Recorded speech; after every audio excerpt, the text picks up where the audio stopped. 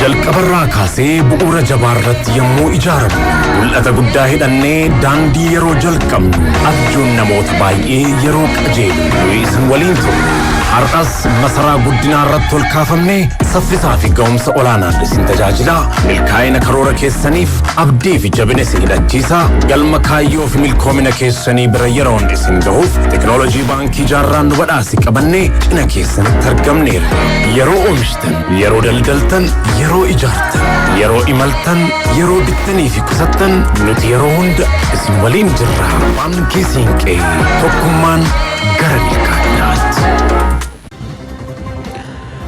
Sariq ama agarsiiftuu sabboonummaa Oromoo fi utubaa ijaarsa sirna bulchiinsa lafaati jedhan pirezidaantiin bulchiinsa mootummaa naannoo Oromiyaa obbo Shimallis Abdiisaa. Pirezidaant Shimallis Abdiisaan dhimma kaadastara lafaa ilaalchiseen ergaa dabarsanii jiru. Guutuu ergaa isaanii akkanatti qindeessinee jirra. Kaadastarri qaama agarsiiftuu sabboonummaa Oromoo fi utubaa ijaarsa sirna bulchiinsa lafaati jedhan pirezidaantiin naannoo Oromiyaa obbo Shimallis Abdiisaa. Pirezidaant Shimallis dhimma kaadastara lafaa ilaalchiseen ergaa bal'aa dabarsanii jiru. Lafti qabeenya murteessaa irraa fi keessaan waa hedduu qabatteedha. Lafti seenaa dhala namaa keessatti iddoo guddaa qabattee as geesse. Lafti madda aangoon humnaa fi qabeenya ture. Lafti uummata keenya biratti diinagdee seenaa eenyummaa isaati. Sabni keenya saba lafaa fi qeessaa irraa buqqee cunqursaa eenyummaa fi sarbama mirga namummaa maataaf saaxilamaa ture jira.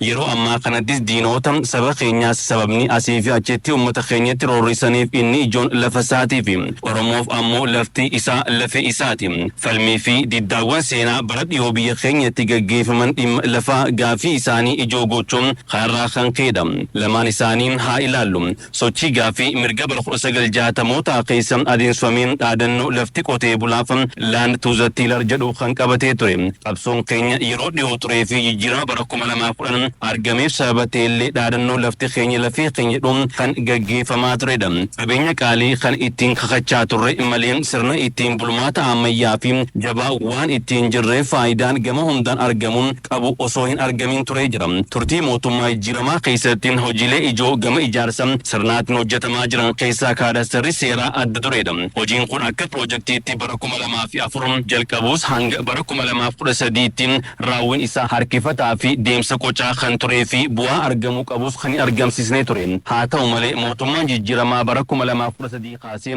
barbaachisummaa isaa irra deebiin hubachiisuun karoora hiixataa qabatee hojiitti kan gale yoo ta'u raawwii jirus daran jajjabeessaadha. Kaadastara seeraa jechuun sirna odeeffannoo cittuu lafaa laand parsiil kamuu ibsame teessuma mirgaa fi itti gaafatamummaa abbaa qabiyyee waliin mirkaneessuun siistama galmeessuun sirna tajaajila lafaa guutumaa guutti dijitaaleessuun kaartaa dijitaalaa falmii kamuu irraa bilisteen kennuu haammata. Faayidaa kaadastaraa seera faayidaalee bulchiinsa seeraa hawaasummaa fi gabaa qaba.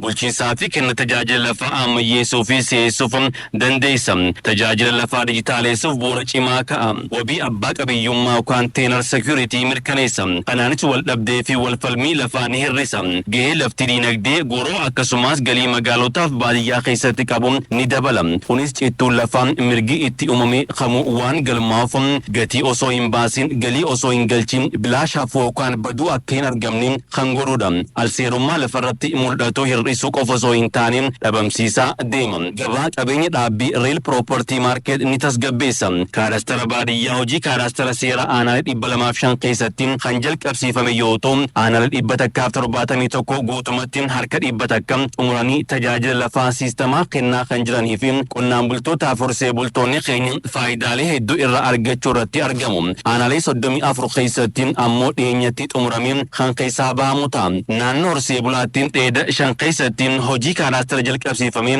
dheeda 5 keessatti guutumatti kan xumurame yoo ta'u dheeda 2 keessatti ammoo yeroo dhiyootti kan xumuramu ta'a. Raawwii waliigalaatiin lafti hektaarii miliyoonni 12.3 naannoo keenyatti kaadastaraan galmaa'ee jira. Kaadastara magaalaa bara kana cittuu lafaa magaalaa mirgi itti uumame kamuu gara kaadastaraatti galchuuf karoorsinee hojii kan jalqabne yoo ta'u sochiin jiru karoora keenya milkeessuun cinaatti haala aadaa hojii keenyallee jijjiiruun magaalonni guyyarra darbuun halkan hanga sa'a 4tti hojjetan hedduudha. Haaluma kanaan magaalonni hedduun cittuu lafaa mirgi itti uumame kamuu guutumaan guutti kaadastaratti galchuun keessaa bahuu irratti argamu. Kallattii gara fuulduraan kaadastarri ijaarsa sirna dhimma lafaa irratti godhamu ta'uu hubachuun gama biraatiin hojii kaadastara lafaa qaama ulaagaawwan sabboonummaa Oromoo ittiin ibsinu keessaa tokko kan ta'e ijaarsa sirna cimaa ta'uu hubachuun socho'uun magaalonni guraandhala 23 hanga waxabajjii 30 bara 2016 kaaraastara seeraa xumuruu akkaban beekanii guyyaa hafan keessatti halkanii fi guyyaa raawwachuun waxabajjii 30 bara 2016 booda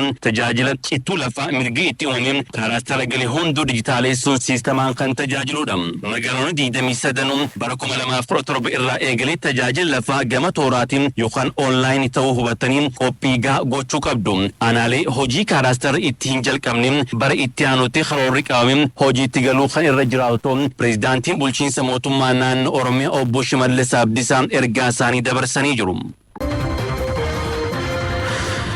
Bal'inaan qabanne itti aanutti dabaruun jiraattonni kutaa magaalaa Galaan Guddaan hojiin bu'uuraalee misoomaa bal'isuu kutaa magaalichaatti hojjetamaa jiru rakkoo isaanii yeroo dheeraa kan isaaniif furu ta'uu dubbatanii jiru. Kutaa magaalichaatti piroojektonni garaagaraa hirmaannaa hawaasaa fi bayyata mootummaa oolmatti birrii biliyoona takkaa miliyoona 300 caaluun hojjetamaa jiruun harki caalaan tajaajila eegaluu isaanii ibsamee jira. Lalii Girmaa dabalata qabdi. Kutaa magaalaa Galaan Guddaatti piroojektonni rakkoo hawaasaa furan baajata mootummaa fi hirmaannaa qaamolee garaagaraatiin hojjetamaa jiru. Hojiilee misoomaa kutaa magaalichaatti hojjetamaa jiran keessaa riqicha, mana barnootaa, daandii koobilii, boololaa fi buufata fayyaa, mana qorichaa hawaasaa, mana murtii aadaa akkasuma piroojeektiin balfa magaalichaa bu'aaf oolchuu danda'u hojjetamaa jiru. Piroojektota kanneen keessaa isaan gurguddoodha. Jiraattonni kutaa magaalichaas turtii OBN waliin taasisaniin bu'uuraaleen misoomaa babal'achuu dhabuu isaatiin kana dura rakkoo garaagaraatiif saaxilamaa turuu fi yeroo ammaa hojiilee misoomaa hojjetamaa jiraniin gaaffiin isaanii deebi'aa jiraachuu himan. Bakka kunuunstoonni hin jiru bakka dhoqqeessan karaa saniin goraa jiru. Malkata ta'anii ture. Gaafii waggaa 17 daandiin kun hin dhufamaa hin hojjetama jedhama. Hin dhufuun hojjetama jedhama hin deemu. Biriin sassaabamaa bakki inni deemu hin beekamu. Ganna dhoqqeedha. Bona mooyyuu daaraadha. Karaatti bashannanee deemuu hin danda'a. Ijoolleedhaafis, jaartiidhaafis, jaarsaafis. Abbaa fi amma mooyyuu daandiin kun hojjetamuun isaa baay'ee dasma jedhe. Misoomawwan bu'uuraa magaalichatti hojjetamaa jiran irratti hirmaannaa taasisaa jiraachuu kan himan jiraattonni kunneen piroojektota kanneen kunuunsuun kan fayyadaman ta'uu dubbatan. Fi uummanni 100% qaba. Yoo qabaan qabusan kunuun fakkeenya ta'uu hin danda'ame.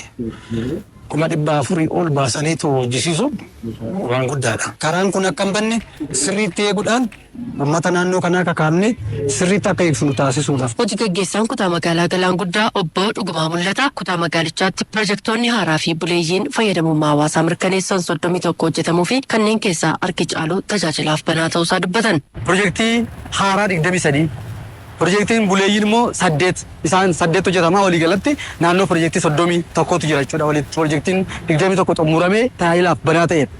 Projektiin 8 kan bule immoo rakkoo adda addaa qaba. Gangalachaa dhufee yeroo dheeraadhaan edda otoo shaggaruu hundaa'in dura isaas amma rakkoo isaa hiikamee hojii keessa jira. Tokko xumurameera isaan kan hojii keessa galanii torban isaanii hojii keessa kan galanii jiran jechuudha. Piroojeektiin sadarkaa qulqullina magaalattii fooyyessuu danda'u bakka balfaa walitti qabuun bu'aaf oolchuun danda'amu birrii miliyoona 100 fi miliyoona 87 ijaaramaa jiraas jedhan obbo Dhugumaan.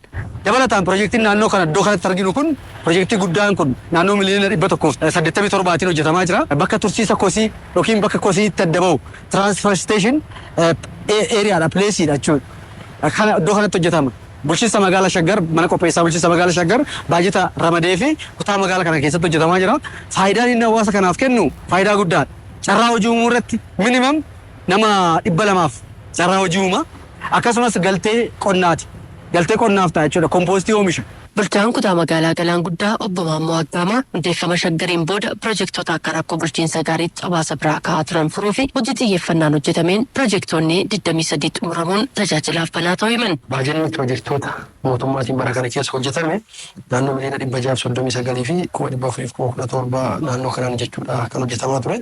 Bara kana keessa qabatama kutaa magaalaa keenyaatiin yoo xiqqaate baay'inni piroojektii waliigalaa 31 jechuudha kan nuyi qabnu. Piroojektonni 31 kun immoo kana keessa amma sadarkaa margeenya jirutti 23 xumurree jirra jechuudha. Baajata mootummaa qofaan gaaffii misoomaa uummanni qabu furuun hin danda'amu kan jedhan obbo Maammoon abbootii qabeenyaa dabalatee qaamoleen hawaasa kutaa magaalichaa piroojektota gurguddoo hirmaannaa isaaniitiin hojjechuu himan. Naannoo miliyoona 700 fi miliyoona 59 kana yoo xiqqaate hirmaannaa uummataatiinis toora kunis hojii guddaadha kan hojjetamaa ture jechuudha. Kanneen keessa isaa jiraannaan uummata kootiifan hojjedha jedhee to'amannaan uummata mataa isaa sochoosee uummanni maallaqa isaa akka kennatu kiisii isaatii akka baasu yaada isaatiin akkasii deeggaru qabeenya qabuun akkasii deeggaru akkasii bukkee bu'u akkasii bukkee dhaabbatu.